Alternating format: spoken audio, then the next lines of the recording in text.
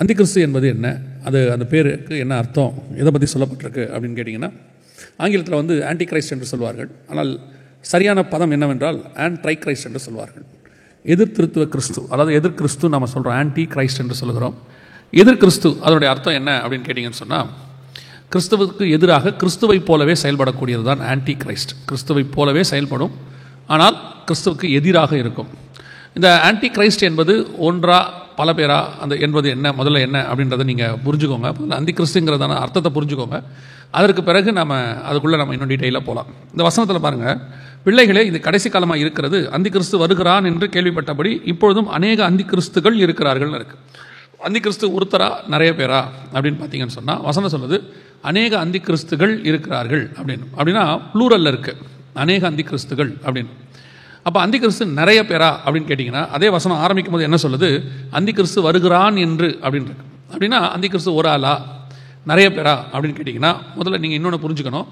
அந்தி கிறிஸ்து என்பது ஒரு ஆளை குறிக்கவில்லை, அது ஒரு ஆவியை குறிக்கிறது. அது ஒரு ஸ்பிரிட், ஆன்டி கிரைஸ்ட் ஸ்பிரிட் என்று சொல்வார்கள், அந்தி கிறிஸ்துவின் ஆவி. இப்போ நமக்கு ஒளியின் வேஷம் தெரித்த ஆவி அப்படின்னு இருக்குது, அந்த மாதிரி நிறைய ஆவிகள் இருக்குது வேதாகமத்தில். இது அந்தி கிறிஸ்துவினுடைய ஆவி.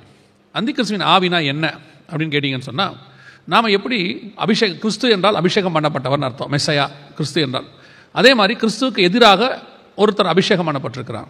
அவன் யார் அப்படின்னு கேட்டிங்கன்னா, இப்போ நம்ம எப்படி இயேசு கிறிஸ்துவை தேவனுடைய குமாரன் என்று சொல்லுகிறோமோ, அதே மாதிரி அந்தி கிறிஸ்துவை பிசாசினுடைய குமாரன் என்று சொல்லுவாங்க. இப்போ நம்ம தேவனுக்கு நிறைய தூதர்கள் இருக்கிறாங்க, பணிவிடை ஆவிகள் இருக்கிறாங்க, நிறைய பேர் இருக்காங்க. ஆனால் குமாரன் ஒருவரே, தம்முடைய ஒரே பேரான குமாரனை தந்தருளி இவ்வளவாய் உலகத்தில் அன்பு கூர்ந்தார். அதே மாதிரி பிசாசுக்கு நிறைய ஆட்கள் இருக்கிறாங்க, பிசாசும் அவனுடைய தூதர்களும் இருக்கிறாங்க. ஆனால் பிசாசினுடைய மகன் அப்படின்னு இருக்கு. 2 தெசலோனிக்கேயர் 2ஆம் அதிகாரம் 3வது வசனத்தில் கேட்டின் மகன் என்று சொல்லப்படுது. கேட்டின் மகன் அப்படின்னு இருக்கு. சகல கேடுகளுக்கும் தகப்பன் யார் என்றால் பிசாசு. அந்த கேடுகளுக்கு மகன், அந்த தகப்பனுக்கு மகன் யார் என்றால் ஆன்டி கிரைஸ்ட், அதாவது அந்தி கிறிஸ்து என்று நாம் சொல்லுகிற இந்த ஆவி. இந்த அந்தி கிறிஸ்துவின் ஆவிக்கு நிறைய சுபாவங்கள் இருக்குது.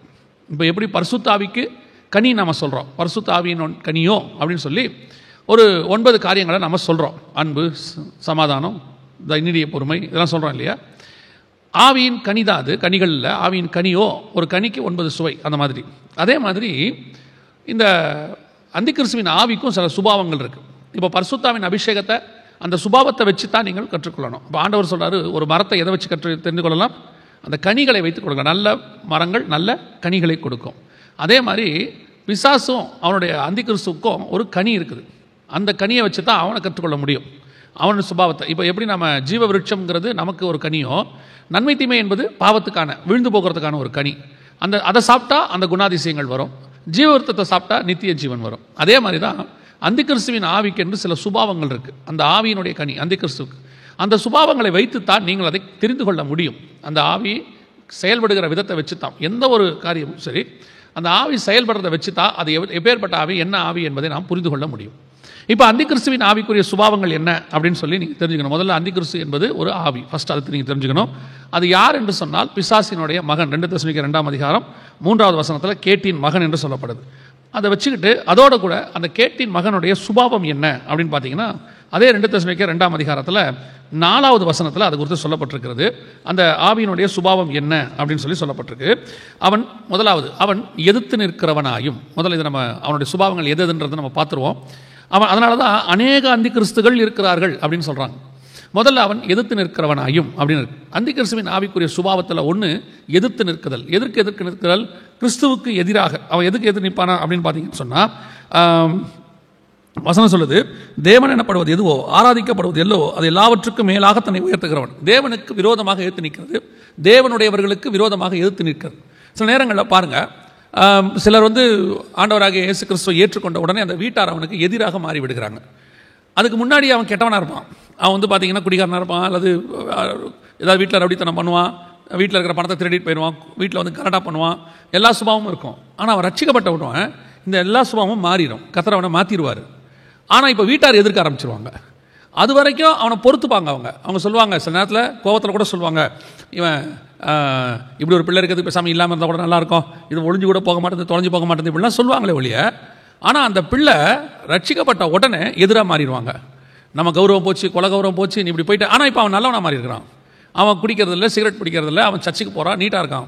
முந்தி ஒழுங்காக வஸ்திரம் கூட ட்ரெஸ் கூட பண்ண மாட்டான், இப்போ ஒழுங்காக ட்ரெஸ் பண்ணிட்டு போட்டு வரான். ஆனால் அவனை பார்த்து அவங்க எதிர்ப்பாங்க. ஏன் எதிர்க்கிறாங்க? ஒரு நல்லது நடந்தால் சந்தோஷம் தானே படணும். ஏன் எதிர்க்கிறாங்க அப்படின்னா, அது அவர்கள் அல்ல, அவருக்குள்ள அந்த ஆவிக்குரிய சுபாவம் கிரியை செய்கிறது. கிறிஸ்துவுக்கு எதிராக அது அது கண்டாலே பிடிக்காது. ஏன் இயேசுவை பிடிக்க மாட்டேங்குது சொல்லுங்க? இயேசு என்ன பண்ணார்? இயேசுவை போல ஒரு நல்ல தேவனை உலகத்தில் நீங்கள் எங்கேயும் பார்க்க முடியாது. சர்வ வல்லமையுள்ள தேவன் அவ்வளவு தாழ்மையாக மனிதனுக்காக வந்து மரித்து உயிரோடு கூட இருந்திருக்கிறார். அவருடைய போதனைகள் அத்தனையும் ஒரு மனிதகுல சமுதாயத்திற்கு உயர்வுக்கு தான் இருக்கு. அப்படி இருக்கும்போது ஏன் இயேசுவை பிடிக்க மாட்டேங்குது? அவர் எல்லா தலைவர்களும் உலகத்தில் வரும்போது நாட்டை பிடிக்கணும்னா அவனை கொல்லு, அவனை அடி, சண்டை போடு, அதை பண்ணு, இதை பண்ணுன்னு வீரமாக பேசி தூண்டி விடுவாங்க தொண்டர்களை. இவர் அடிக்கிறவனை கூட வாங்கிக்கன்னு தான் சொன்னார், திருப்பி அடிக்காதன்னு சொல்றாரு.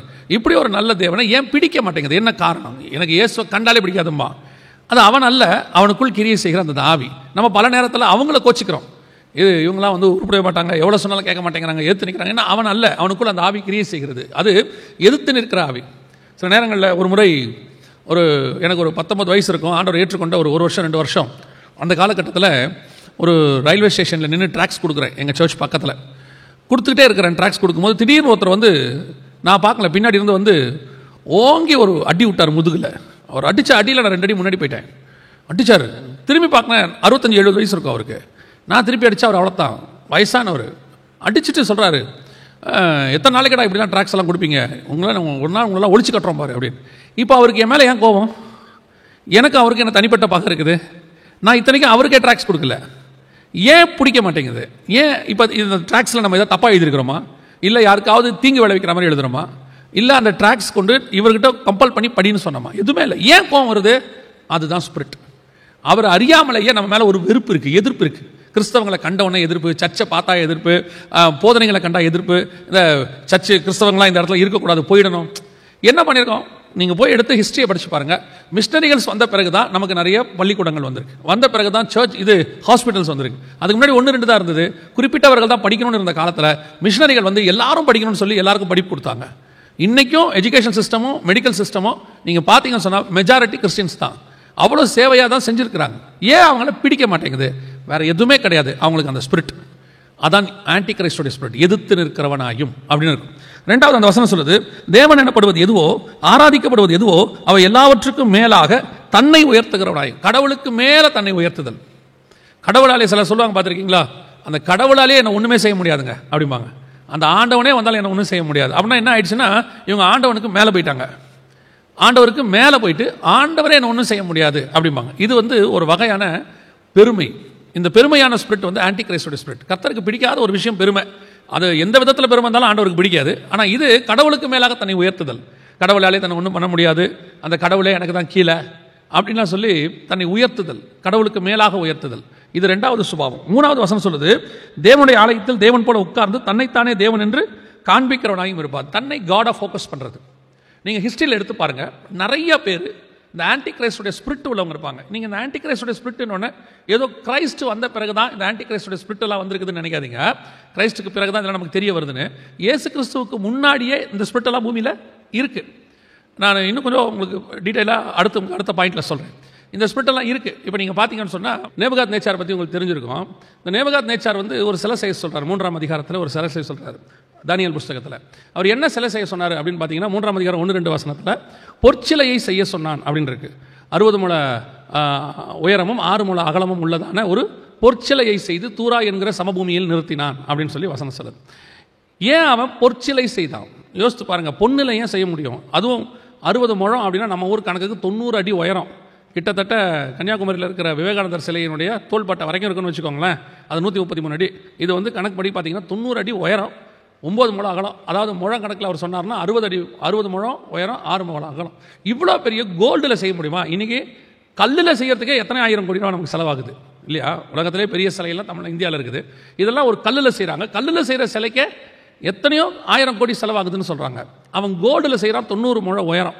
ஏன் கோல்டில் செஞ்சான் அப்படின்னு பார்த்தீங்கன்னா, அதுக்கு முந்தின அதிகாரத்தில் 2ஆம் அதிகாரத்தில் அவர் ஒரு சொப்பனம் பார்ப்பார். அந்த சொப்பனத்தில் ஒரு சிலையை பார்ப்பார். அந்த சிலையினுடைய தலை பசும் பொன்னாக இருக்கும், அப்புறம் மார்பும் கரங்களும் வெள்ளியாக இருக்கும், வயிறும் தொடையும் வெண்கலமாக இருக்கும், கால்கள் இரும்பும் பாதங்கள் இரும்பும் களிமண்ணுமாக இருந்ததுன்னு வசனம் சொல்லுது. அப்போ அந்த இடத்துல தலை, அந்த பசும் பொன்னாகிய தலை நீரே அப்படின்னு சொல்லி அந்த இடத்துல தானியேல் சொல்லுவார்.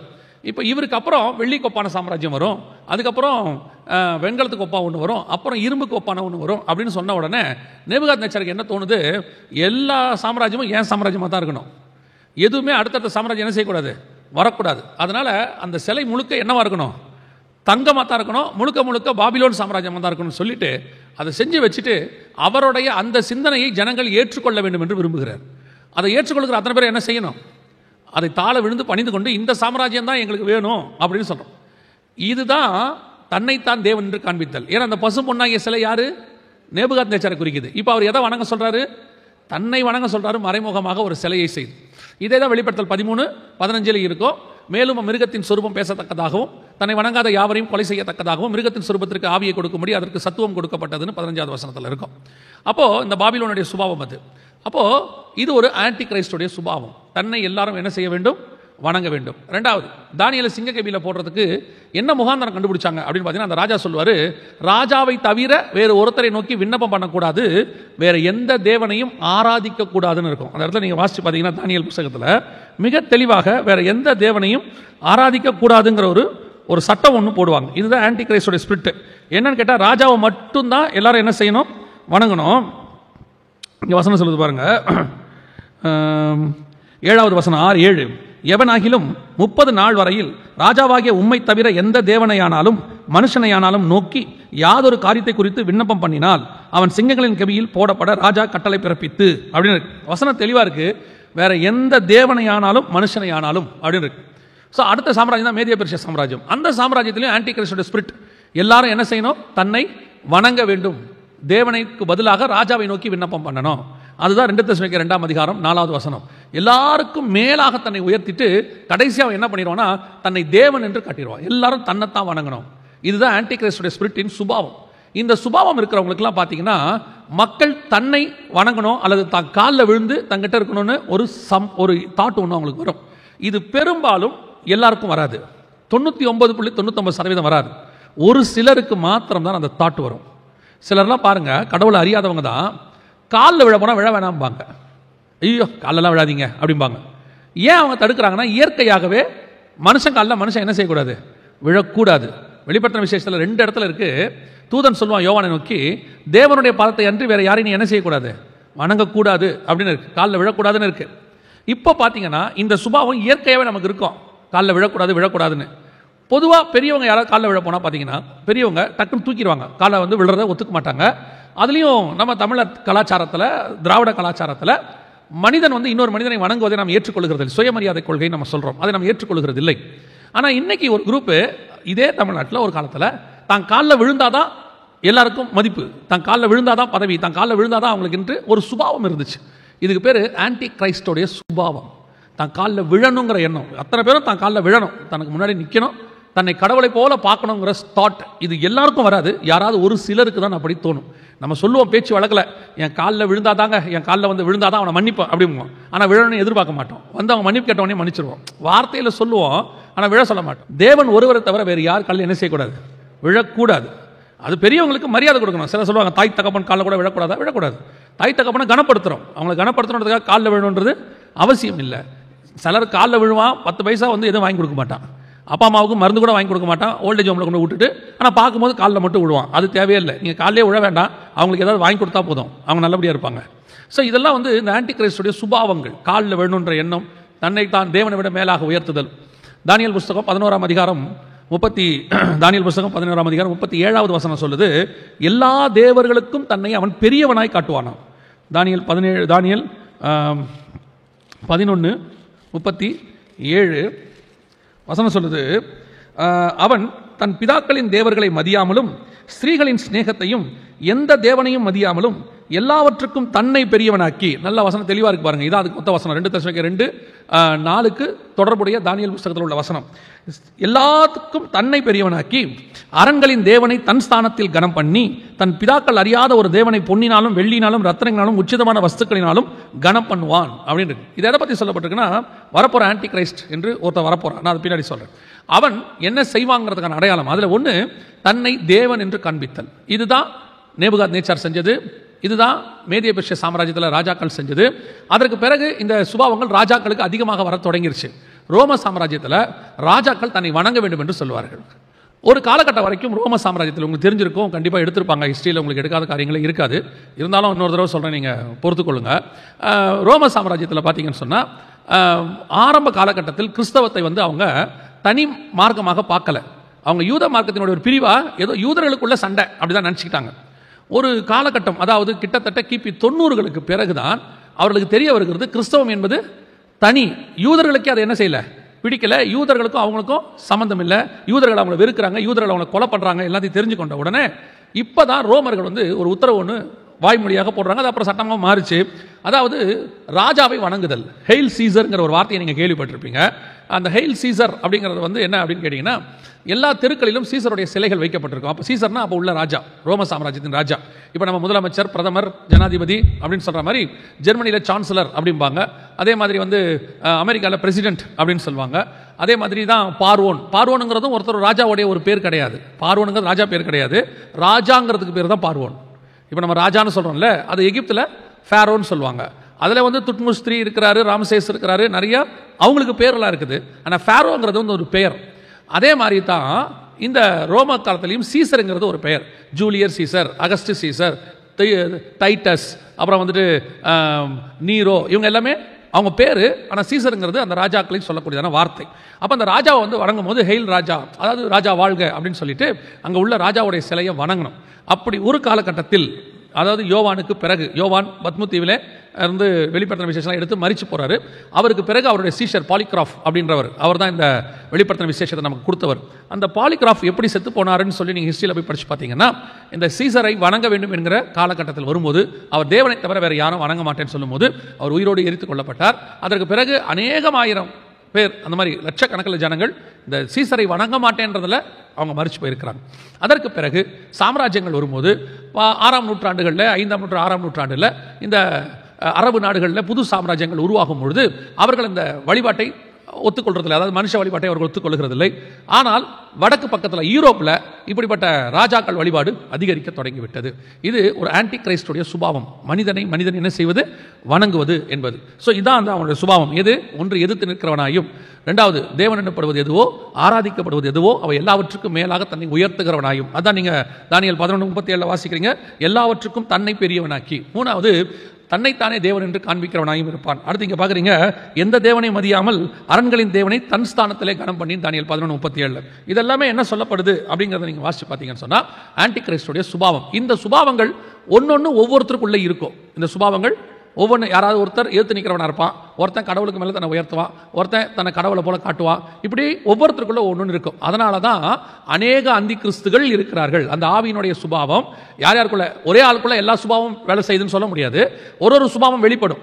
அதனால் அந்த சுபாவங்களை வைத்து இவர் யாராக இருக்கக்கூடும், ஆன்டி கிரைஸ்டாக இருக்கக்கூடுமோ அப்படின்னு சொல்லி அவர்கள் யோவான் எழுதுறாரு, அநேக அந்தி கிறிஸ்துகள் இருக்கிறார்கள். இப்போ கூட நீங்கள் இன்டர்நெட்டுக்கு போயிட்டீங்கன்னு சொன்னால், ஆன்டி கிரைஸ்ட் என்பது யாரு அப்படின்னு சொல்லி ஒரு காரியத்தை நீங்கள் பார்க்கும்பொழுது நிறைய தலைவர்கள் பேரை போட்டிருப்பாங்க. பராக் ஒபாமா பேர் போட்டிருப்பாங்க, ஹிலாரி கிளின்டன் பேர் போட்டிருப்பாங்க, இன்னும் நிறைய மத தலைவர்களுடைய பேரை போட்டிருப்பாங்க. எல்லாத்துக்கும் உண்மையான்னு கேட்டிங்கன்னா இல்லை. அவங்க எதை வச்சு போடுறாங்க அப்படின்னு கேட்டால், அவங்க வாழ்க்கையில் நடக்கிற சில சம்பவங்களை வைத்து பார்க்கும்போது அந்த காரியங்கள் எல்லாமே பார்ப்பதற்கு ஆன்டி கிரைஸ்டுடைய சுபாவங்கள் வெளிப்படுகிறது. சில காரியங்கள் வெளிப்படும் போது அவங்க சொல்றாங்க, இவங்க ஆன்டி கிரைஸ்ட் அப்படின்றாங்க. ஆன்டி கிரைஸ்ட் அவர்கள் அல்ல, அவர்கள் அந்தி கிறிஸ்துவா இருக்க முடியாது. ஏன் முடியாது அப்படின்னா, பரிசுத்தாவின் சுபாவம் நமக்குள்ள காணப்படுறதுனால நமக்கெல்லாம் பேர் என்னது, ஆவிக்குரியவர்கள்னு பேர். பரிசுத்தார் அபிஷேகத்தை பெற்று நமக்கு எல்லாருக்கும் அந்த சுபாவங்கள் வெளிப்படுது. கொஞ்சம் நமக்கு ஒரு சிலர் நம்ம ரொம்ப அன்பா இருக்கிறோம், சிலர் ரொம்ப நீடிய பொறுமையா இருப்பாங்க, சிலர் விசுவாசமா இருப்பாங்க, சிலர் தயவா இருப்பாங்க. இதெல்லாமே ஆவிக்குரிய சுபாவங்கள். 9 இருக்கணும், நமக்கு 9 இருக்கணும். ஆனால் 1-2 நம்மகிட்ட என்ன ஆகும், சிலர் அன்பா இருக்கிறவங்க இருப்பாங்க, ஆனால் பொறுமை இருக்காது. சிலர் ரொம்ப பொறுமையா இருப்பாங்க, அன்பு இருக்காது. ஒரு சுபாவங்கள் மாறும் பாருங்களேன். ஆனால் இந்த ஆன்டி கிரைஸ்டுடைய சுபாவமும் அதே மாதிரி தான். ஒன்று இருக்கிறனால வச்சுக்கிட்டு அது ஆன்டி கிரைஸ்ட் சொல்லக்கூடாது. இப்போ நாம பரிசுத்தாவியே சுபாவங்கள் 1-2 இருக்குது, 9 இருக்கணும் ஆக்சுவலாக. ஆனால் பரிசுத்த ஆவியிலேயே பிறந்தவர்னு ஒருத்தர் இருக்கிறார்.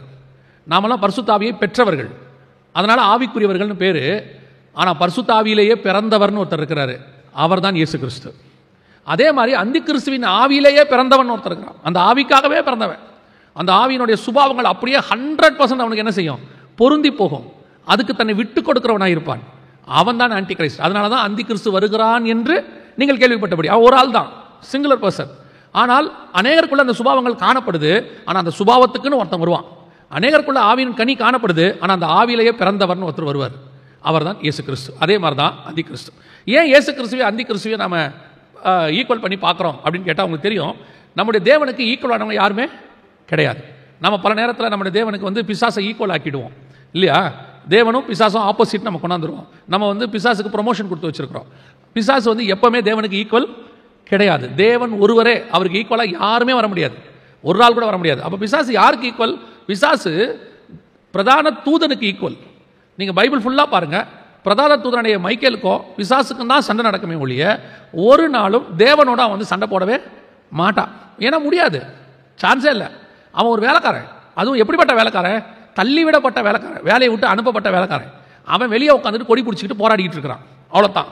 நாம தேவனுடைய பிள்ளைகள், நாம வேலைக்காரர்கள் கிடையாது.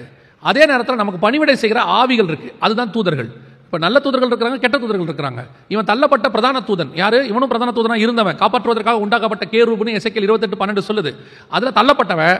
அதே நேரத்தில் தள்ளப்படாமல் உண்மையாக இருந்தவன் தான் மைக்கேல், மிகாவேல். இப்போ இவன் அவங்களுக்கு ஈக்குவல். ஒரு நாளும் தேவனுக்கு ஈக்குவலாக மாறவே முடியாது. தேவன் ஒருவரே.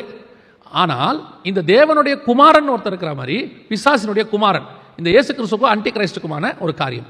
இப்போ இயேசு கிறிஸ்துக்கு அன்டி கிறிஸ்து ஈக்குவலான்னு கேட்டிங்கன்னா ஈக்குவல் கிடையாது. ஆனால் ஒரு விஷயத்துக்காக தான் ரெண்டு பேருமே போராடிட்டு இருக்கிறாங்க. எந்த விஷயம் அப்படின்னா, அதை நீங்கள் ஆதியாகமம் 3:15 வசனத்துக்கு போகணும். ஆதியாகமத்தின் புத்தகம் 3:15 தான் ஆன்டி கிரைஸ்டுடைய காரியம் ஆரம்பிக்குது. ஃபர்ஸ்ட் அங்கே தான் ஆரம்பிக்குது. என்ன ஆரம்பிக்குது? வசனம் சொல்லுது, உன் வித்துக்கும் அவள் வித்துக்கும் பகை உண்டாக்குவேன், அவர் உன் தலையை நசுக்குவார், நீ அவர் குதிங்காலை நசுக்குவாய். உன் வித்துக்கும் அவள் வித்துக்கும் பகை உண்டாக்குவேன். அவள் வித்துனா ஸ்திரீயின் வித்து, உன் வித்துனா சர்பத்தின் வித்து. ஏன்னா சர்பத்தை பார்த்தா ஆண்டவர் பேசுறாரு.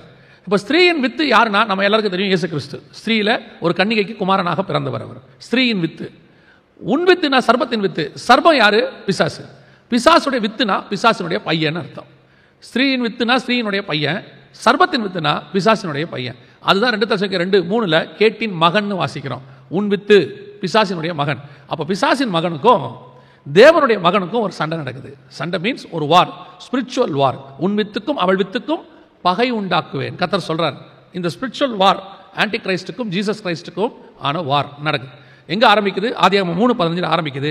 எங்க முடிவுக்கு வருது அப்படின்னு கேட்டீங்கன்னு சொன்னா, வெளிப்படுத்தின விசேஷம் 19 கடைசி 2 வசனத்தில் நீங்கள் வாசிக்கும் போது மிருகத்தையும் கள்ள தீர்க்கதரிசியும் அதை வணங்கினவர்களும் அக்கினி கலந்த கண்ணாடி கடலிலே தள்ளப்பட்டார்கள் அப்படின்னு இருக்குது. 19 வெளிப்படுத்தின விசேஷத்தில் இந்த ஃபேனை கொஞ்சம் திருப்பி, 19 வெளிப்படுத்தின விசேஷத்தில் கடைசி 2 வசனம், அப்பொழுது மிருகம் பிடிக்கப்பட்டது, மிருகத்திற்கு முன்பாக செய்த அற்புதங்களால் அதன் முத்திரையை தரித்தவர்களையும் அதன் சொரூபத்தை வணங்கினவர்களையும் மோசம் போக்கின கள்ள தீர்க்கதரிசியும் கூட பிடிக்கப்பட்டான். இங்க வசனம் இருக்கு பாருங்க, இருவரும் கந்தகம் எரிகிற அக்கினி கடலிலே உயிரோடு தள்ளப்பட்டார்கள் அப்படின்னு இருக்கு. இந்த உயிரோடு தள்ளப்பட்டாங்களே அந்தி கிறிஸ்துவும், மிருகம்னா அந்தி கிறிஸ்து, அவனுக்கு உதவி செய்யற கள்ள தீர்க்கதரிசி. ஸோ ஆதியாகமம் 3:15 ஆரம்பிச்ச அவங்களுடைய பகை எங்க முடியுதுன்னா, வெளிப்படுத்தல் 19:20 முடிவுக்கு வருது. இந்த இடைப்பட்ட காலம் இருக்கு இல்லையா, 3:15 வெளிப்படுத்தல் 19:20 வரைக்கும் இடைப்பட்ட காலம். இந்த இடைப்பட்ட காலம் ஒரு 6000 வருஷம் கணக்கு. இந்த 6000 வருஷம் இவங்க 2 பேருக்கும் பகை, சண்டை. இப்போ அந்தி கிறிஸ்துவோடைய சுபாவங்களோட கூட ராஜாக்கள் எழும்புவாங்க. பார்வோன் என்ன சொல்றான்? நாங்கள் தேவனை ஆராதிக்க போனோம்னா மாட்டேன்பா, விட மாட்டேன்னு சொல்லுவான். அங்கே எங்கள் கர்த்தருக்கு நாங்கள் பலி செலுத்தணும், முடியாதும்பா. பலி செலுத்தணும் இவன் சொன்னானா ஆடு மாடை விட்டுட்டு போகும்பா பார்வோன். தேவனை ஆராதிக்க போகணும் அப்படின்னா மனைவி பிள்ளைகளை கூட்டிட்டு போகாதேம்பா. ஸோ இப்போ கர்த்தரை ஆராதிக்க விடாமல் தடுக்கிறதா யாருடைய வேலை? பார்வோனுடைய வேலை. அங்கே ஆரம்பித்த அந்த பகையில் கர்த்தர் கொஞ்சம் கொஞ்சமாக தேவ ஜனங்களை எழுப்புறார். இந்த அந்தி கிறிஸ்துவனுடைய ஆவிக்கு எதிராக போராடுறதுக்கு பரிசுத்தாவினுடைய இருக்கக்கூடிய தேவ ஜனங்களை எழுப்புறார். இப்போவும் அப்படித்தான் ஒரு குரூப் இருக்கு. நீங்களும் நானும் இயேசு கிறிஸ்துவின் பக்கத்தில் போராடி கொண்டு இருக்கிறோம். உங்களை என்னையும் கர்த்தர் அந்த அந்தி கிறிஸ்துவின் ஆவிக்கு எதிராக என்ன செய்யறாரு? போராட வச்சுக்கிட்டு இருக்கிறார். ஒரு குரூப் தேவனை ஆராதிக்க கூடாதுங்குது, ஒரு குரூப் தேவனுக்கு மேலாக தன்னை உயர்த்துது, ஒரு குரூப் தன்னைத்தான் தேவன் என்று காண்பிக்குது. நாம இதெல்லாம் கிடையாது, இயேசு கிறிஸ்துவே மெய்யான தேவன் நாம ஒரு பக்கம் சொல்லிட்டு இருக்கிறோம். புரியுதா? அப்ப இந்த குரூப்புக்கும் அந்த குரூப்புக்குமான சண்டை தான் ஆன்டி கிரைஸ்டுக்கும் ஜீசஸ் கிரைஸ்டுக்குமான சண்டை. இந்த சண்டை கடைசியா எங்க வந்து முடியும்னா, அர்மகதான் யுத்தத்தில் முடிஞ்சு இயேசு அவனை பிடிச்சி எங்க தள்ளுவாரு? நரகத்தில் தள்ளுவார். அப்ப அந்த ஆன்டி கிரைஸ்ட் என்பது ஒரு சுபாவம், ஆவிக்குரிய சுபாவம். அந்த ஆவி யார் யாருக்குள்ளெல்லாம் கிரியை செய்தோ அவங்க எல்லாருமே ஆன்டி கிரைஸ்டுடைய சுபாவத்தோடு இருக்கிறாங்க. ஒரு காலகட்டத்தில் எப்படி இயேசு வெளிப்பட்டார்? இப்போ பாருங்க, யோசேப்புக்கும் இயேசுவுக்கும் நிறைய என்ன இருக்குது, ஒத்துமை இருக்குது. ஏறக்குறைய ஒரு 27 ஒத்துமை இருக்குது. நீங்கள் படிச்சிருப்பீங்கன்னு நினைக்கிறேன், உங்கள் பைபிள் ஸ்டடியில் அதெல்லாம் எடுத்திருப்பாங்க. ஸோ நான் உங்களுக்கு அதெல்லாம் எக்ஸ்பிளைன் பண்ண வேண்டிய அவசியம் இல்லை. ஒரு 27 ஒத்துமை இருக்குது. எப்படின்னு கேட்டிங்கன்னா, யோசேப்பை சொந்த சகோதரர்கள் முதல்ல அடிப்பாங்க, இயேசு கிறிஸ்துவ சொந்த சகோதரர் அடிப்பாங்க. அப்புறம் 20 வெள்ளிக்காசுக்கு யோசேப்பை விற்றுருவாங்க, இயேசு 30 வெள்ளிக்காசுக்கு விற்றுருவாங்க. அப்புறம் கொண்டு போய் சிறைச்சாலையில் 2 பேர் இருப்பாங்க, இயேசு கிறிஸ்து கூட 2 பேர் இருப்பாங்க. அதில் ஒருத்தன் செத்து போயிடுவான், ஒருத்தன் உயர்த்தப்படுவான். இயேசு கிறிஸ்து கூட கல்லறையில் 2 பேர் இருப்பாங்க, அதாவது சிலுவையில் 2 பேர் இருப்பாங்க. ஒருத்தன் மரிப்பான், ஒருத்தன் அவரோட கூட பரதேசிக்கு எடுத்துக்கொள்ளப்படுவான். அதுக்கு பிறகு உயர்த்தப்பட்ட பிறகு பார்வோனுக்கு அடுத்த ஸ்தானத்துக்கு யோசேப்பு போயிடுவார். இங்கே உயர்த்தப்பட்ட பிறகு பார்த்தீங்கன்னு சொன்னா இயேசு கிறிஸ்து பிதாவுக்கு அடுத்த ஸ்தானத்துக்கு வந்துருவாரு. யோசேப்புக்கும் இயேசு கிறிஸ்துக்கும் 27 ஒத்துமை இருக்குது. 27 ஒத்துமை இருக்கு. இது நீங்க தியானிச்சீங்கன்னா தனி. இப்போ இந்த இயேசு கிறிஸ்துவோட சுபாவங்கள் யாருக்குள்ள இருக்குது? யோசேப்புக்குள்ள இருக்கு இல்லையா? அதே மாதிரி தான் ஆன்டி கிறிஸ்துவோட சுபாவங்கள் யாருக்குள்ள இருக்கும்? அவங்களுக்குள்ள இருக்கும். ஆனால் இந்த சுபாவங்கள் யோசேப்புக்கு அந்த சுபாவம் இருந்துச்சு. அதே மாதிரி யோசுவாக்குள்ள அந்த சுபாவங்கள் இருக்கும். நீ கொஞ்சம் தாவீதுக்கு அந்த சுபாவம் இருக்கும். மோசேக்குள்ள சில சுபாவங்கள் இருக்கும். இப்படி இயேசு கிறிஸ்துவோட சுபாவங்கள் பார்ட் பழைய ஏற்பாட்டில் கொஞ்சம் கொஞ்சமா ஒருத்தர்கிட்ட என்ன செய்யும், இருந்துட்டே இருக்கும். இந்த மொத்த சுபாவங்களும் நிறைந்தவரா யார் வெளிப்பட்டா? இயேசு வெளிப்பட்டார். இப்போ நீங்க பாருங்க, பழைய ஏற்பாட்டில் இயேசு கிறிஸ்துவோட கன்னி பிறப்பு ஏசாயாவுக்கு வெளிப்படுத்தப்பட்டது. அப்புறம் இயேசு கிறிஸ்து வரும்போது நட்சத்திரம் வரும், பிழையாமுக்கு வெளிப்படுத்தப்பட்டது. அப்புறம் இயேசு கிறிஸ்துவோட சிலுவை பாடுகள் ஏசாயாவுக்கு வெளிப்படுத்தப்பட்டது. அப்புறம் அவருடைய வஸ்திரத்தின் மேல் சீட்டு போட்டார்கள், தாவீதுக்கு வெளிப்படுத்த, சங்கீதக்காரனுக்கு வெளிப்படுத்தப்பட்டது. இயேசு கிறிஸ்துவின் மரணம், சிலுவை மரணம் யாக்கோபுக்கு வெளிப்படுத்தப்பட்டது. இயேசு கிறிஸ்துவின் உயிர்த்தெழுதல் யோபுக்கு வெளிப்படுத்தப்பட்டது. இயேசுவின் பகிரங்க வருகை ஏனோக்குக்கு வெளிப்படுத்தப்பட்டது. இயேசு கிறிஸ்து ஒலிவமலையில் வந்து இறங்குறது சகரியாவுக்கு வெளிப்படுத்தப்பட்டது. அப்புறம் இயேசு கிறிஸ்துவின் 1000 வருஷ அரசாட்சி ஏசாயாவுக்கு வெளிப்படுத்தப்பட்டது. இதெல்லாம் பாட்பாட்டா வெளிப்பட்டு இது மொத்தமா யார் வந்து நின்னது? இயேசு வந்து நின்னார். அதே மாதிரி இந்த ஆன்டி கிரைஸ்டோட சுபாவங்கள் பார்வோனுக்குள்ள கொஞ்சம் இருந்துச்சு, நேபுகாத் நேச்சாருக்குள்ள கொஞ்சம் இருந்துச்சு, அப்புறம் மேதிய பெர்ஷிய சாம்ராஜ்யத்தில் கொஞ்சம் இருந்துச்சு, அப்படியே கொஞ்சம் கொஞ்சமா ரோம சாம்ராஜ்யத்தில் இருந்தது, இப்பவும் ஹிட்லருக்குள்ள கொஞ்சம் இருந்துச்சு, இப்பவும் நம்ம ஆட்கள் கொஞ்சம் பேர்கிட்ட அந்த சுபாவங்கள் இருக்கு. இதெல்லாம் இருக்கும். இதெல்லாம் மொத்த உருவமா ஒரு நாள் வந்து யார் நிப்பா? ஆன்டி கிரைஸ்ட் வந்து நிப்பான், அந்தி கிறிஸ்து வந்து நிப்பான். இப்போ எப்படி இயேசு கிறிஸ்து 4000 வருஷம் கழிச்சு வந்து நின்னாரோ, இப்போ 2000 வருஷம் கழிச்சு ஆன்டி கிரைஸ்ட் வந்து நிப்பான். அவன் நிற்கும்போது அவனை ஜெயிக்கிறதுக்கு தான் இயேசு பகிரங்க வருகையில் வருகிறார். இயேசு பகிரங்க வருகையில் வரும்போது முதலாவது நேரடியாக செய்கிற விஷயம் என்னன்னா, அவருடைய பாதங்கள் ஒலிவமலை மேல் வந்து நிற்கும். சகரியா 14 இருக்குது, ஒலிவமலை மேல் வந்து நிற்கும். அவர் அங்கிருந்து நேரம் அர்மேகதானுக்கு போறாரு, வெளிப்படுத்தல் 16:16 இருக்கு. அந்த யுத்தம் முடிஞ்சு அவன் அக்கினியும் கந்தம் இருக்கிற கடலில் தள்ளப்பட்டான், வெளிப்படுத்தல் 19:20 இருக்கு. ஸோ இந்த ஆன்டி கிரைஸ்ட் இதுவரைக்கும் சொல்லப்பட்டுக்கிட்டு இருக்கிற ஆன்டி கிரைஸ்ட் என்று சொல்லக்கூடிய சுபாவத்தை உடையவர்கள் அப்படியே நேரடியாக அப்படியே ரத்தம் மாம்சமாய் ஒரு நாள் வந்து என்ன செய்ய போறான்? பூமியில நிற்க போறான். இதுதான் ஆன்டி கிரைஸ்டுடைய சுபாவமும் அவனுடைய ஹிஸ்டரி. இந்த ஆன்டி கிரைஸ்டுடைய சுபாவங்கள் ஹிஸ்டரியோட கூட நீங்கள் ஒரு சில காரியங்களையும் இன்னும் சேர்த்து கொஞ்சம் படிக்கணும். என்ன சேர்த்து படிக்கணும் அப்படின்னு சொன்னா, அந்தி கிறிஸ்து வரப்போவது உறுதி, அது வந்து அவனை ஆண்டவர் ஜெயிக்க போகிறதும் உறுதி. இப்போ அந்த ஆன்டி கிறிஸ்ட் யாரு அப்படிங்கிறது தான் கேள்வி நிறைய பேருக்கு. நீங்க இன்டர்நெட்டுக்கு போயிட்டீங்கன்னு சொன்னா எல்லார் பேரையும் கொடுத்துருப்பாங்க. ஏன்னா அவங்க ஒருத்தருக்குள்ள ஒரு சுபாவங்கள் வெளிப்படுது. ஆனால் உண்மையிலேயே ஆன்டி கிறிஸ்ட் யார், எங்கிருந்து வருவான், எப்படி இருப்பான், அதான் கேள்வி. பல நேரத்தில் நம்ம ஏன் மிஸ்கைட் ஆயிடுறோம் அல்லது தவறி போய் நம்ம இன்னொருத்தரை சொல்லிடுறோம், ஏன் ஆன்டி கிரைஸ்ட் யாரு அப்படின்னு சொல்லினா இந்த மாதிரி சில வெளியரங்கமான காரியங்களை வச்சுட்டு தான். ஆனால் வசனம் தெளிவாக சொல்லுது. ஒரு வசனம் நீங்கள் வாசிங்க, ஆன்டி கிரைஸ்ட்டை பற்றி சொல்கிறதுக்கு முன்னாடி வசனம் சொல்கிறத நீங்கள் நல்லா வாசிச்சிருங்க. வெளிப்படுத்தின விசேஷம் 17ஆம் அதிகாரம், வெளிப்படுத்தல் 17ஆம் அதிகாரம் 8வது வசனம் சொல்லுது, நீ கண்ட மிருகம் முன்னே இருந்தது, அது இப்பொழுது இல்லை, அது பாதாளத்திலிருந்து ஏறி வந்து நாசமடைய போகிறது. உலக தோற்றம் முதல் ஜீவ புஸ்தகத்தில் பேர் எழுதப்படாத பூமியின் குடிகள் இருந்ததும் இராமல் போனதும் இனி இருப்பதும் ஆகிய மிருகத்தை பார்த்து ஆச்சரியப்படுவார்கள். நீ கண்ட மிருகம் முன்னே இருந்தது, இப்பொழுது இல்லை. எப்ப இல்லை? இந்த வசனம் கொடுக்கப்படுகிற காலகட்டத்தில் இல்லை. இந்த வசனம் எப்ப கொடுக்கப்பட்டது? கிபி 90 to 96 பத்மு தீவில் யோவானுக்கு கொடுக்கப்படுது. பிரசன்ட் டென்ஸ்ல பேசுறார் ஆண்டவர். அந்த இடத்துல பார்த்தீங்கன்னா 2 பேர் பிரசன்ட் டென்ஸ்ல இருக்கும். ஒன்று இயேசுவை பற்றி, ஒன்று ஆன்டி கிரைஸ்ட்டை பற்றி.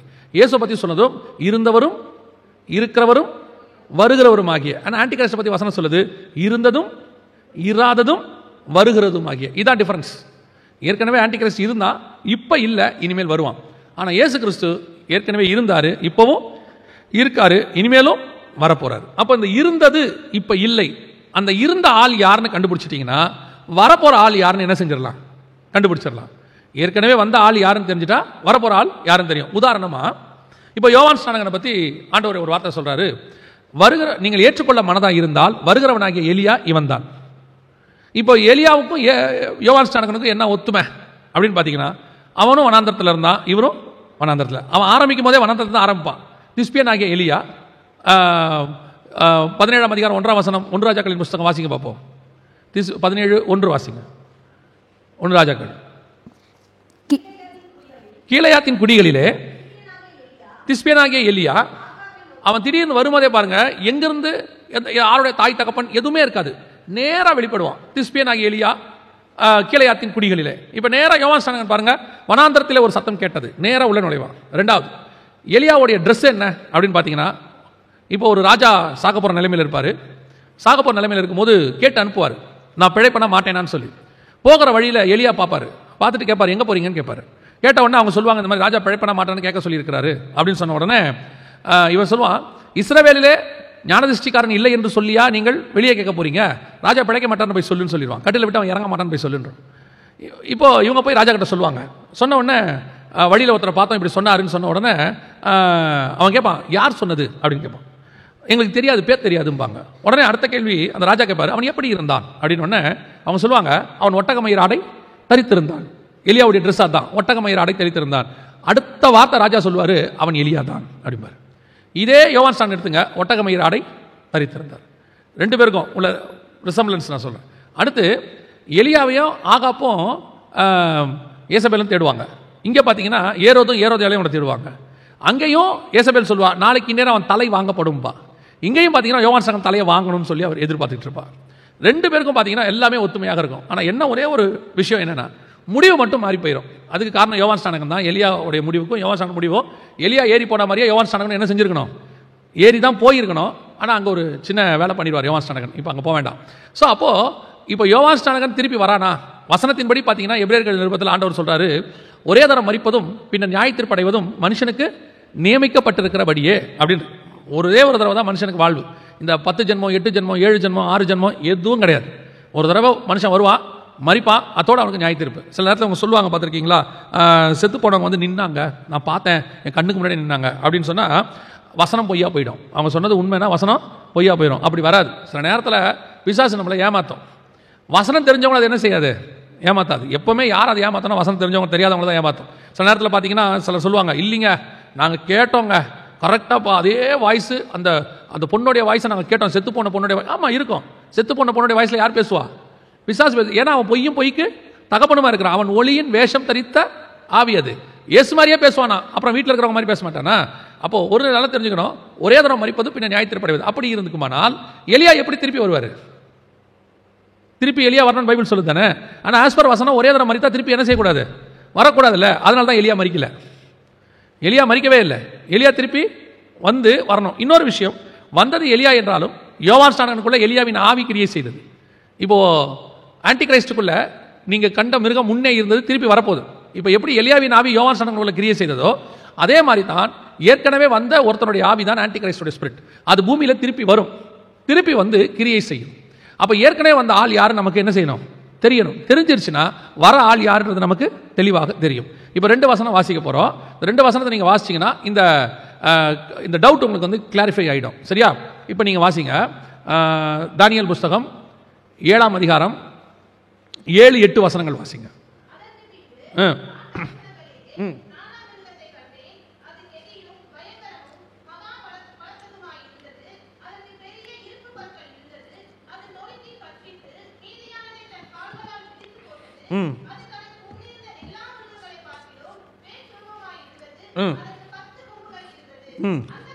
அந்த கொம்புகளை நான் கவனித்துக் கொண்டிருக்கையில் இதோ அவைகளுக்கு இடையிலே வேறொரு சின்ன கொம்பு எழும்பிற்று. அப்படியே ஸ்டாப் பண்ணுங்க.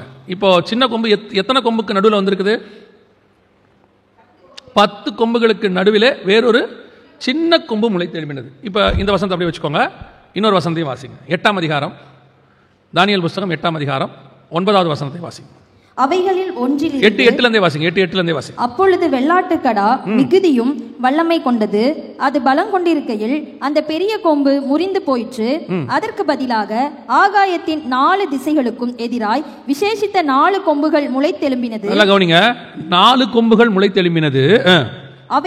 அவைகளில் ஒன்றிலிருந்து சின்னதான ஒரு கொம்பு புறப்பட்டு. அப்போ நீங்க 7ஆம் அதிகாரத்தில் வாசிக்கும் போது 10 கொம்புகள் நடுவிலிருந்து சின்னதான ஒரு கொம்பு. அதுவே 8ஆம் அதிகாரத்தில் வாசிக்கும் போது 4 கொம்புகள் ஒன்றிலிருந்து சின்னதான ஒரு கொம்பு. அப்போ பைபிள் எத்தனை கொம்பு, சின்ன கொம்பு இருக்கு?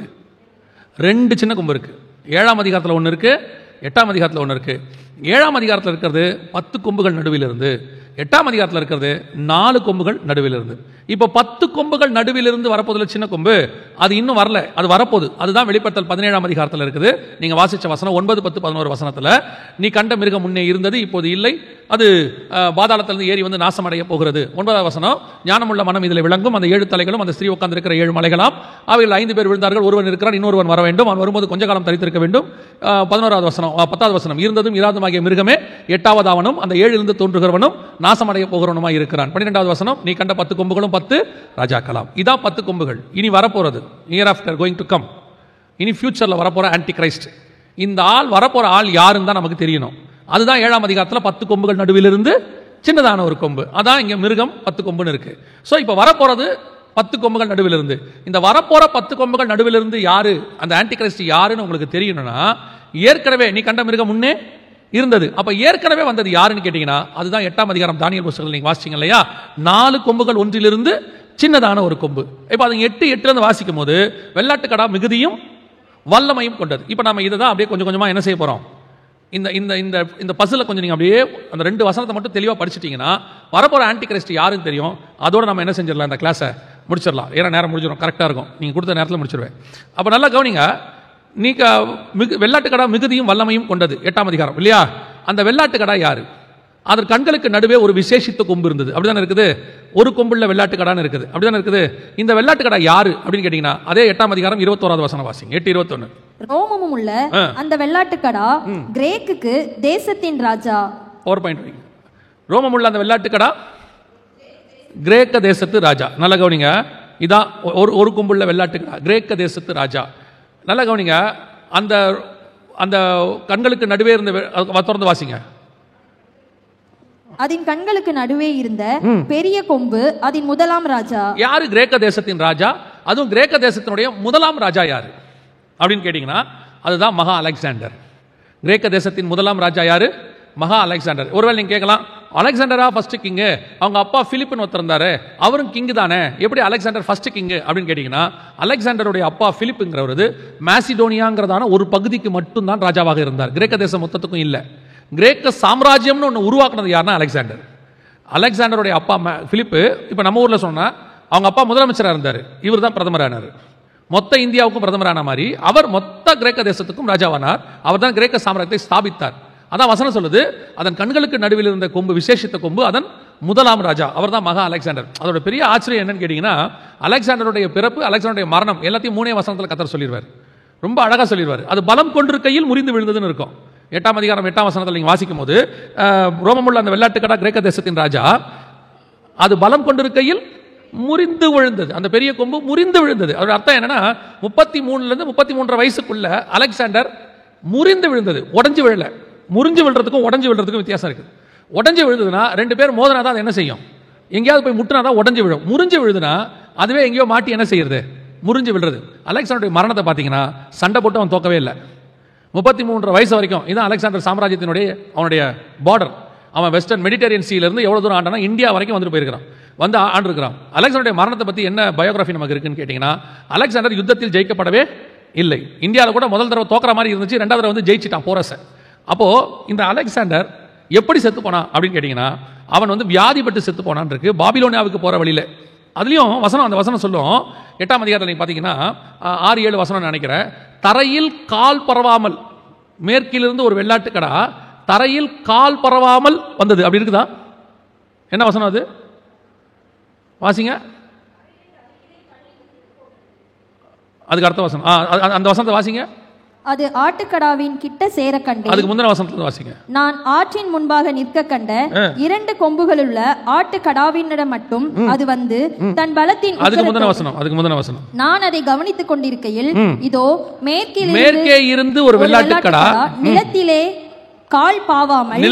கால் பாவாமல் தேசம் மீதெங்கும் சென்றது. கால் பாவாமல் என்ன அர்த்தம் தெரியுமா? ஆடு பாத்தீங்கன்னா எப்பவுமே ஓடும் போது ரொம்ப லாங் ஸ்டெப் வைக்காது. சிறுத்தை பார்த்துருக்கீங்கன்னா லாங் ஸ்டெப் வைக்கும், புலி லாங் ஸ்டெப் வைக்கும். ஆனால் ஆடு பார்த்தீங்கன்னா எப்படி வைக்கும், சும்மா எட்டி குச்சி போயிடும். அதால் அவ்வளோதான் ஓட முடியும். ஆனால் வசனம் சொல்லுது, அந்த ஆட்டுக்கடா தரையிலே கால் பாவாமல் தேசத்தின் மீதெங்கும் சென்றது. அலெக்சாண்டருடைய பயோகிராஃபி என்ன சொல்லுது, அதான் சரித்திரத்திலே இருக்கு. அலெக்சாண்டர் மாசிடோனியாவிலிருந்து கிளம்பும் போது சொன்ன வார்த்தை என்னன்னா, இந்த உலகம் அனைத்தையும் பிடிச்சிட்டு தான் நான் திரும்புவேன், அது வரைக்கும் மேசிடோனியாக்கு என்ன செய்ய மாட்டேன், திரும்ப மாட்டேன். அலெக்சாண்டருடைய பிரயாணம் ஒரே பிரயாணம் தான், ஒரே ஸ்டெச். அவன் புறப்பட்டான், திரும்பி வர வழியில் பாபிலோனில் செத்து போயிட்டான். அவன் திருப்பி மேசிடோனியாக்கே வரல. இப்போ பவுல் பிரயாணம் எடுக்கிறோம், நீங்கள் பைபிளில் பின்னாடி இருக்கும், பவுல் முதலாம் பிரயாணம், பவுலின் இரண்டாம் பிரயாணம், பவுலின் மூன்றாம் பிரயாணம் அப்படிலாம் இருக்கும். அதாவது ஒரு பிரயாணம் போயிட்டு திருப்பி எங்கே வந்துட்டார், எருசலேமுக்கு வந்துட்டார். திருப்பி ரெண்டாவது பிரயாணம் போனார், எருசலேமுக்கு வந்துட்டார். மூணாவது பிரயாணம் போனார். ஆனால் அலெக்சாண்டர் ஒரே பிரயாணம் தான், ரெண்டாவது பிரயாணமே கிடையாது. இந்தியா வரைக்கும் வந்தா பிடிச்சி ரிட்டர்ன் ஆனா பாபிலோனியால செத்து போனா அவனை இது பண்ணிட்டாங்க. ஸோ அந்த ஒரு கும்பலில் வெள்ளாட்டுக்கடா என்பது அலெக்சாண்டரை குறிக்கும். இப்போ வசனம் சொல்லுது, அந்த அது பலம் கொண்டிருக்கையில் முறிந்து விழுந்தது. அதற்கு பதிலாக ஆகாயத்தின் 4 திசைகளுக்கும் 8:8 8:9 இருக்கு, அதற்கு பதில் 7:8 இருக்கும். அதற்கு பதிலாக ஆகாயத்தின் 4 திசைகளுக்கும் 4 கொம்புகள் முளைத்து எழும்பின. அப்படிதானே இருக்குது. நீங்க நல்லா கவனிச்சு பார்த்தீங்கன்னு சொன்னா வசனம் தெளிவாக சொல்லுது, அலெக்சாண்டருக்கு பிறகு அவனுடைய சாம்ராஜ்யம் 4 தளபதிகளுக்கு பிரித்து கொடுக்கப்பட்டது. அலெக்சாண்டருடைய பசங்களுக்கு போகல. கசாண்டர், லைசிமேக்கஸ், தலாமையோன் ஸ்லாட்டர், செலுக்கஸ் நிக்கோடர் என்று சொல்லக்கூடியதான 4 பேருக்கு தான் அது புறப்பட்டு போனது. இது வந்து அலெக்சாண்டர் வரதுக்கு முன்னாடி 175 வருஷத்துக்கு முன்னாடி உள்ள தீர்க்க தரிசனம். 11ஆம் அதிகாரம் தானியேல் தீர்க்க தரிசன புஸ்தகம் 3-4 வசனம். 3வது வசனத்தில் வந்து அலெக்சாண்டர் பற்றி சொல்லப்பட்டிருக்கு 11:3. ஆனாலும் பராக்கமுள்ள ஒரு ராஜா எழும்பி பிரபலமாய் ஆண்டு தனக்கு இஷ்டமானபடி செய்வான். அவன் எழும்பின பின்பு அவனுடைய ராஜ்யம் உடைந்து போய் வானத்தின் 4 திசைகளிலும் பகுக்கப்படும். 4ஆக பாரிடுச்சு. அதான் அதுக்கு பதிலாக 4 கொம்புகள் முளைத்து எழும்பினது. 8ஆம் அதிகாரத்தில் நம்ம வாசிச்சோம். 4ஆக பகுக்கப்படும். ஆனாலும் அது அவனுடைய சந்ததியாருக்கு அல்ல, அவன் செய்த ஆளுகையின்படியும் அல்ல. அவனுடைய ராஜ்யம் பிடுங்கப்பட்டு அவனுடையவர்கள் அல்லாத வேறே பேர்களிடத்தில் தாண்டி போகும். அதான் 4 பேர்கிட்ட போயிருச்சு. 4 பவர் பாயிண்ட் வைங்கப்பா. 4 பேருக்கு போயிருச்சு. அந்த 4 பேர் யாருன்னு கேட்டீங்கன்னா கசாண்டர், லைசிமேக்கஸ், டலாமியோன் ஸ்லாட்டர், செலுக்கஸ் நிக்கோடர் என்று சொல்லக்கூடியவங்க. இந்த 4 பேர்ல டலாமியோன் ஸ்லாட்டர் எகிப்து பகுதிக்கு அரசாண்டாரு. இந்த சிரியா பகுதிக்கும் இதுக்கும் பார்த்தீங்கன்னு சொன்னா செலுக்கஸ் நிக்கோடர் அப்படிங்கிற ஒரு அரசாண்டார். இந்த செலுக்காய்ட்ஸ் அப்படின்னு சொல்லுவாங்க. இவங்களுக்கும் இந்தியாவுக்கும் கனெக்ஷன் இருக்குது. வந்து இங்கே பெண் கொண்டு பெண் எடுத்து எல்லாம் பண்ணியிருக்காங்க. இந்த செலுக்காய்ட்ஸ் பரம்பரையில் அந்த வசனம் என்ன சொல்லுதுன்னா, 4இல் 1 சின்னதான ஒரு கொம்பு புறப்பட்டு, அப்படிதானே இருக்கு. 8ஆம் அதிகாரம் 8ஆம் அதிகாரம் 8ஆம் வசனம் 9ஆம் வசனத்தில் அந்த கொம்புகளை 9ஆம் வசனம். நான் அந்த கொம்புகளை கவனித்திருக்கையில் அதோ 4 கொம்புகளுக்கு நடுவில் 1 சின்னதான ஒரு கொம்பு புறப்பட்டது. அப்படிதானே இருக்கு. அந்த 4 கொம்புகள் 1 சின்னதான ஒரு கொம்பு எதுல இருந்து அப்படின்னு பார்த்தீங்கன்னு சொன்னா, அந்த கொம்பு பார்த்தீங்கன்னா மொத்த 3 டைரக்ஷனுக்கு போகும். அந்த வசனம் வாசிங்க 8:9. சின்னதான ஒரு கொம்பு புறப்பட்டு தெற்குக்கும் கிழக்குக்கு எதிராகவும் சிங்காரமான தேசத்துக்கு, சிங்காரமான தேசம்னா இஸ்ரேல், எருசலேம். கிழக்கு, தெற்கு, கிழக்கு, சிங்காரமான தேசம். சிங்காரமான தேசம் எருசலேம் எந்த பக்கம் இருக்கு? எருசலேம் எந்த பக்கம் இருக்கு? என்ன எருசலேம் ஆர்கியாலஜி எடுத்துருக்கீங்க, ஹிஸ்டரி படிக்கிறீங்க. எருசலேம் பைபிள் படி எந்த பக்கம் இருக்கு? சரி, இப்போ நீங்கள் என்ன சொல்கிறீங்கன்னா கேள்வியெல்லாம் கேட்காத, நீ பாட்டு பதில் சொல்லிகிட்டே போகிற, எதுக்கு நடுவில் என்ன கேள்வி கேட்குறேன்றீங்க. ரைட். வட திசையில் உள்ள வசனம் என்ன சொல்லுது? வட திசையில் உள்ள சிங்காரமான சீயோன் பர்வதம் எங்கே இருக்குது? வட திசையில் இருக்கு. அப்போது தெற்குக்கும் கிழக்கிற்கும் சிங்காரமான தேசம் எந்த பக்கம் இருக்கு? வடக்கு பக்கம். அப்போ இந்த கொம்பு எந்த பக்கத்துலேருந்து வரணும்? ஓ, அங்கே ஏற்கனவே கிழக்கு, தெற்கு, வடக்கு முடிஞ்சிருச்சு. மிச்சம் என்ன இருக்கு? செலுக்காய்ட்ஸ் தான் மேற்கு பக்கத்தில் இருந்தவங்க. அவங்க பகுதியில் இருந்தால் இது வரணும். அதான் வசனம் தெளிவாக சொல்லுது. கொஞ்சம் தியானிச்சிங்கன்னா எல்லாம் நல்லா புரியும், நிறையா இருக்குது அதில். அப்போது செலுக்காய்ட்ஸ் பரம்பரை, இந்த செலுக்காய்ட்ஸ் பரம்பரையில் 8ஆவதாக வந்த ஒரு ராஜா, உங்களுக்கு தெரியும் நினைக்கிறேன், ஆன்டி கிரைஸ்ட் 8ஆவதாக தான் வருவான். வெளிப்படுத்தின விசேஷம் 17ஆம் அதிகாரம் 9, 10, 11 வசனங்களை வாசிக்கும் போது 5 பேர் விழுந்தார்கள், ஒருவன் இருக்கிறான், இன்னொருவன் வர வேண்டும், அவன் வரும்போது கொஞ்ச காலம் தரித்திருக்க வேண்டும், இருந்ததும் இராதுமாகிய மிருகமே. 11வது வசனம், இருந்ததும் இராதுமாகிய மிருகமே 8ஆவதாவனும் அந்த 7 தோன்றுகிறவனும் நாசம் அடைய போகிறவனுமா இருக்கிறான். So he is from 8th, from 7, ஆனால் ஹி இஸ் 8th, நம்பர் படி 8. இப்போ செலுக்காய்ட்ஸ் பரம்பரையில் கரெக்டாக 8வது ராஜாவுக்கு பேர் என்னன்னு கேட்டிங்கன்னா ஆன்டியாக்கஸ் IV எபிஃபனஸ் அப்படின்னு அர்த்தம். அந்த செலுக்காய்ட்ஸ் 1 நிக்கோடரில் ஆரம்பித்து அந்தியாக்கஸ் IV எபிஃபனஸ் அப்படின்னு சொல்லக்கூடிய 8வது ராஜா. இது அவனுடைய மண்ட ஓட்டில் எடுத்து கம்ப்யூட்டர் வரைஞ்ச படம். இதுதான் அவனுடைய காலத்தில் போடப்பட்டதான காயின். இப்போ நீங்கள் ஆர்கியாலஜியும் பார்த்துக்கலாம் நீங்கள் கொஞ்சம். அவனுடைய காயின் இதில் என்ன ஒரு விஷயம் கேட்டிங்கன்னா, ஆன்டியாக்கஸ் IV எபிஃபனஸ் அப்படின்னு நம்ம சொல்கிறோம் இல்லையா, அவனுடைய பேர் அந்தியாக்கஸ் தான்.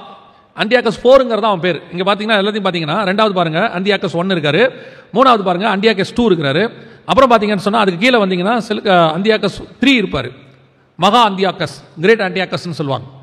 ஆனால் இதில் ஆன்டியாக்கஸ் 4 தான் இவன் பேர். ஆனால் பின்னாடி இருக்க பேர்லாம் அவங்க வச்சுக்கிறது. இப்போது இதுக்கு வந்து போப்புகள் வராங்க இல்லையா, போப்பு வரும்போது பார்த்தீங்கன்னா அவங்க பேர் வேறு, ஆனால் அவங்க பேரை வந்து செலக்ட் பண்ணிக்கலாம். இப்போ பிரான்சிஸ் ஒன்று இருக்கிறாரு. பிரான்சிஸ் ஒன்று அவர் பேர் அல்ல, ஏற்கனவே பிரான்சிஸ் ஒன்று இருந்தார், பிரான்சிஸ் ஒருத்தர் இருந்தார். இப்போ அந்த பேர் இவர் செலக்ட் பண்ணிட்டார், இவர் பிரான்சிஸ் ஒன்று ஆகிட்டார். இதுக்கு முன்னாடி இருந்தார் பெனடிக்ட் 16, அதுக்கு முன்னாடி பெனடிக்ட் 15 ஒருத்தர் இருந்தார், இவர் பெனடிக்ட் 16 தானே பேரை வச்சுக்கிட்டார். ஆனால் இவர் பேர் வேற, அவருடைய ஒரிஜினல் பேர் வேற. இந்த மாதிரி அவங்க வந்து பேர்களை போப் ஜான் பால் 2 அப்படிம்பாங்க. ஏன்னா ஜான் பால் 1 இருந்தார், அதனால போப் ஜான் பால் 2 அப்படின்னு. அந்த மெத்தட் வந்து இங்கே ஆரம்பிச்சது தான். ஆன்டியாகஸ் 1, ஆன்டியாகஸ் 2, ஆன்டியாகஸ் 3. பின்னாடி உள்ள பேர் இவங்க வச்சுக்கலாம், அந்த இடத்துல இருக்குது பார்த்தீங்களா, இதெல்லாம் அவங்க வச்சுக்கலாம், தியோஸ் இந்த மாதிரி வச்சுக்கலாம். இந்த எபிஃபனஸ்ங்கிற பேர் இவனே வச்சுக்கிட்டது. எபிஃபனஸ்ங்கிற பேருக்கு என்ன அர்த்தம்னா த விசிபிள் காட்னு அர்த்தம், காணக்கூடியதான இறைவன் அப்படின்னு அர்த்தம். இந்த ஆன்டியாகஸ் ஃபார் எபிஃபனஸை பற்றி நீங்கள் படிக்கணும் அப்படின்னு கேட்டிங்கன்னா 3 இடத்துல நீங்கள் படிக்கலாம். ஒன்று 11ஆம் அதிகாரம் தானியேல் புஸ்தகத்தில் இவனை பற்றி கொடுக்கப்பட்டிருக்கு. அதில் தென்திசை ராஜா வடதிசை ராஜான்னு மாறி மாறி வந்துகிட்டே இருக்கும். அதில் ஆன்டியாகஸ் ஃபார் எபிஃபனஸை பற்றி தெளிவாக கொடுக்கப்பட்டிருக்கு. 2வது இன்டர்நெட்டுக்கு போனீங்கன்னா நேரடியாக நீங்கள் படிச்சுக்கலாம், ஆன்டியாகஸ் ஃபார் எபிஃபனஸை பற்றி எல்லாம் கொடுத்துருக்கு. 3வது கத்தோலிக்கர்களுடைய வேதத்தில் தள்ளுபடி ஆகமம்னு ஒன்று இருக்குது, அதில் நமக்கு தியானத்துக்கு எடுக்கக்கூடாது. அதை வந்து நீங்கள் என்ன செய்யலாம்னு கேட்டிங்கன்னா ஒரு ரெஃபரன்ஸுக்கு படிக்கலாம். அதில் 1 மக்கபேர் புஸ்தகம் 2 மக்கபேர் புஸ்தகம் இருக்கு. அந்த 1 மக்கபேர் புஸ்தகத்தில் 1ஆம் அதிகாரத்தில் இவனை பற்றின விஷயங்கள் எல்லாம் தெளிவாக கொடுக்கப்பட்டிருக்கு.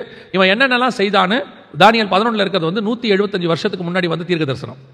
இவன் சொன்னபடியே 175 வருஷம் கழிச்சு வந்து இவன் செஞ்சான். இவனுடைய காலகட்டம் வந்து கிமு 164.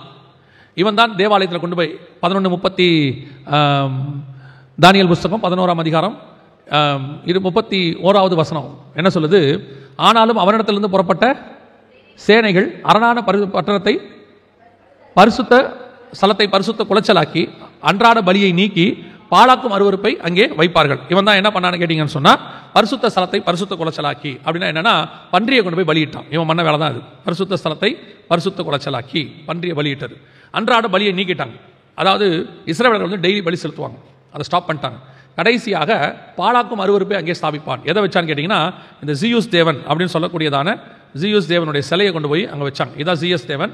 இந்த ஜிஎஸ் தேவனுடைய சிலையை தான் கொண்டு போய் அங்கே வச்சாங்க. இது பழைய உலக அதிசயங்களில் 7ல் 1 தான் இந்த ஜிஎஸ் தேவனுடைய சிலை. இந்த ஜிஎஸ் தேவனுடைய சிலையை கொண்டு வச்சாங்க. இது அங்கே ஒரு கோயிலாக இருக்கும். இதான் அந்த கோயில். இப்போ இதனுடைய கற்கள் மட்டும்தான் பாக்கி இருக்குது, சுற்றி இருக்கிற தூண்கள் தான் பாக்கி இருக்கு. இந்த ஜிஎஸ் தேவனுடைய சிலை இப்பொழுது இல்லை. இதுதான் அங்கே வைக்கப்பட்டது. இதுதான் இவன் செஞ்சது. யாரு கேட்டிங்கன்னா ஆன்டியாகஸ் ஃபோர் எபிஃபனஸ். இவன் தான் இப்போ திரும்பி வரப்போகிறவன், திரும்பி வரப்போகிற ஆள் இவன் தான். ஆனால் இவன் ஸ்பிரிட்டு தான் வரும். இதே ஆன்டியாகஸ் ஃபோர் எபிஃபனஸ் என்ன செய்ய மாட்டான், வரமாட்டான். இப்போ எப்படி எலியாவின் ஆவியோட யார் வந்தது, யோவான் ஸ்நானகன் வந்தாரோ அதே மாதிரி ஏற்கனவே வந்து ஆன்டியாகஸ் ஃபோர் எபிஃபனஸனுடைய ஆவியோடு கூட வரப்போறான். எதுக்கு இந்த 3 இடத்துல போய் உங்களை படிக்க சொன்னேன்னா அவன் வரும்போது என்னென்ன செய்வான் அங்கே இருக்குது, அதெல்லாம் நீங்கள் படிச்சிட்டிங்கன்னா அவன் வரும்போது என்னென்ன செய்வான் இருக்கு. அப்புறம் வெளிப்படுத்தல் 13ஆம் அதிகாரத்திலையும் வெளிப்படுத்தல் 17ஆம் அதிகாரத்திலையும் இவன் என்னென்ன செய்வான் இருக்கு, அதையும் நீங்கள் படிச்சுக்கொள்ளலாம். சரி, வரப்போகிற ஆன்டி கிரைஸ்ட் எங்கேருந்து வருவதற்கு வாய்ப்பு இருக்கிறது, அதை மாத்திரம் நான் சொல்லிட்டு முடிக்கிறேன். இப்போ இது 4 கொம்புகள் ஒன்றிலிருந்து வந்துச்சு இல்லையா? இந்த சின்ன கொம்பு எங்கேருந்து வந்துச்சு? 4 கொம்பு. ஒரு கொம்பு அலெக்சாண்டர், அது முறிஞ்சு 4 கசாண்டர், லைசிமேக்கஸ், டலாமியோன் ஸ்லாட்டர், செலுக்கஸ் நிக்கோடர். அதிலிருந்து 1 செலுக்கஸ் நிக்கோடர். அவனுடைய பரம்பரையிலிருந்து 8வது வந்தது ஆன்டியாகஸ் எபிஃபனஸ். 4லிருந்து 1. இப்போ வரப்போற ஆள் எங்கிருந்து வருவானு 7ஆம் அதிகாரத்தில் எங்க படிச்சோம்? 10லிருந்து 1. அடுத்து எத்தனை ராஜாக்கள் வருவாங்க? 10 ராஜாக்கள் வருவாங்க. அந்த 10 ராஜாக்கள் நடுவிலிருந்து, இதுல பாத்தீங்கன்னா 4ல் 1லிருந்து, அதுல 10 நடுவிலிருந்து. அப்படின்னா இவன் மொத்தம் எத்தனாச்சு? 11ஆக இருக்கும். யாருன்னு கேட்டீங்கன்னா இப்போ யூரோப்பியன் யூனியன் அப்படின்னு சொல்லக்கூடியதான வரப்போகிறதான கவர்மெண்ட் இப்போ தான் வரப்போகுது. இந்த கவர்மெண்ட் தான் யூரோப்பியன் யூனியன் கவர்மெண்ட்டு. இந்த கவர்மெண்ட்டோடைய மிக முக்கியமான ஆள் தான் இதான் யூரோப்பியன் யூனியன் கவர்மெண்ட்டுடைய காரியங்கள். இதிலிருந்து தான் வரப்போகிற ஆன்டி கிரைஸ்டோடைய காரியங்கள் நடக்கும். ஆனால் வரப்போகிறவன் ஆன்டியாகஸ் ஃபோர் எபிஃபனஸனுடைய ஸ்பிரிட்டோட அவன் செய்த காரியங்கள் எல்லாத்தையும் செய்வான். வெளிப்படுத்தல் 13 அதை பற்றி சொல்லப்பட்டிருக்கு.